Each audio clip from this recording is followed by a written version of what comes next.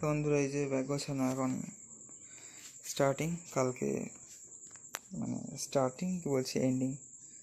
তো এখন এই জিনিসগুলো ঢুকিয়ে নিতে হবে সব, কাল সকালে বেরোচ্ছি মায়াপুরের উদ্দেশ্যে। দেখা যাক কত দূর কী হয়। এই যে ব্যাগ রেডি, আর দেখা যাক কী হয়। কাল সন্ধ্যের থেকেই বৃষ্টি শুরু হয়ে গেছে বিশাল।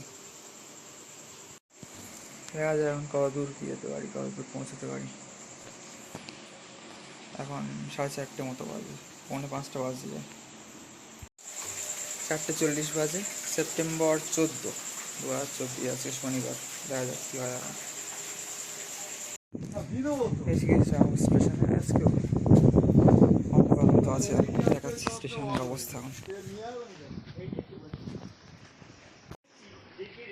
এই যে অন্ধকার মতো আছে আজকে, এখনো প্ল্যাটফর্মের উপর থেকে দেখাচ্ছি, দেখতেই পাচ্ছেন যেমনটি।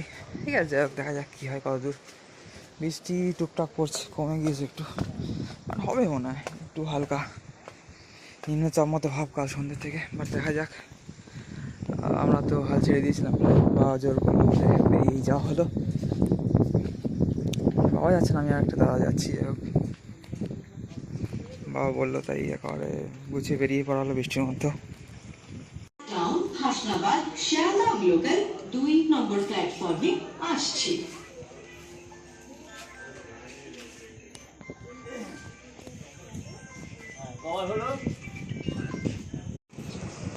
এই যে দমদম প্ল্যাটফর্ম আমাদের দিয়েছিল, এই প্ল্যাটফর্মটা তার মানে 4 নম্বরে।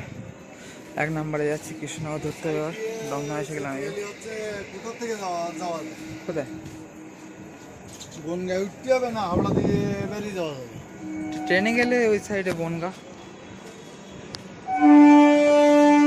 রানাঘাট হয়ে যায়। আবার এই যে কৃষ্ণনগর পৌঁছে গেলাম 9:30 পরে। 9:34-35 টিকিট ঢুকে গেল ট্রেন।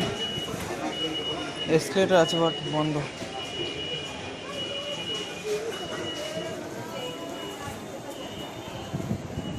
যে এরকম পরিবেশ, ছাতা, প্রচুর ছাতা। হ্যাঁ, এটাই আবার শিয়ালদা যেতে পারে, 1 নম্বর দিয়ে যেতে হবে।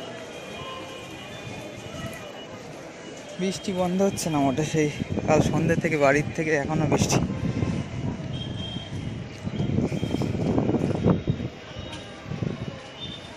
দুই নম্বরে দিয়েছিল মনে হয়,